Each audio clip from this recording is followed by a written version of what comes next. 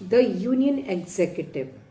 The executive जो है part है हमारी गवर्नमेंट का, जिसमें कि हमारे प्रेसिडेंट होते हैं, हमारे वाइस प्रेसिडेंट होते हैं, प्राइम मिनिस्टर्स होते हैं और काउंसिल ऑफ मिनिस्टर्स होते हैं।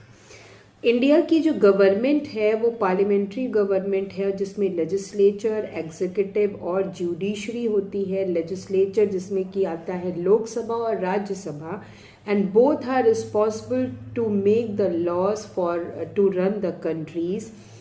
और उसके बाद हम अब बात करते हैं यूनियन एग्जीक्यूटिव की, तो इसमें सबसे पहले आते हैं हमारे प्रेसिडेंट, जो कि हेड ऑफ द एग्जीक्यूटिव्स होते हैं, हेड ऑफ द स्टेट कहलाते हैं और फर्स्ट पर्सन ऑफ द और first citizen of the country कहलाते हैं।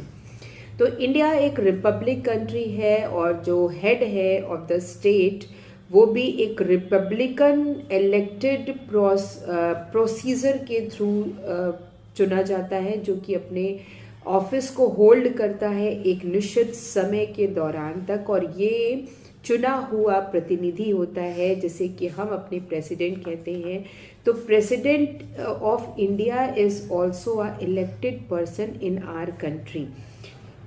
इसे first citizen of the country की उपाधि दी जाती है, क्योंकि ये हमारे गवर्नमेंट के पहले और सबसे जिसे हम कहते हैं एक एल्डर पर्सन माना जाता है।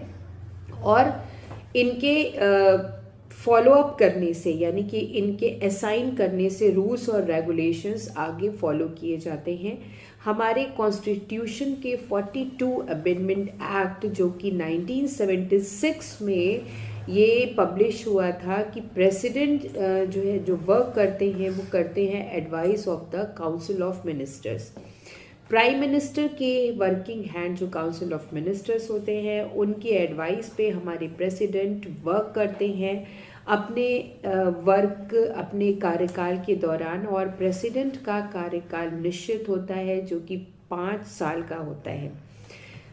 आफ्टर 5 years ये प्रेसिडेंट दोबारा भी री इलेक्ट हो सकते हैं और अपनी पोस्ट पर फिर अगले 5 साल तक वर्क कर सकते हैं। तो प्रेसिडेंट हमारे हिंदुस्तान का एक बहुत ही रेपुटेटेड, बहुत ही रिस्पेक्टेड पर्सन होता है, जिसे कि हम नॉमिनल हेड भी कहते हैं।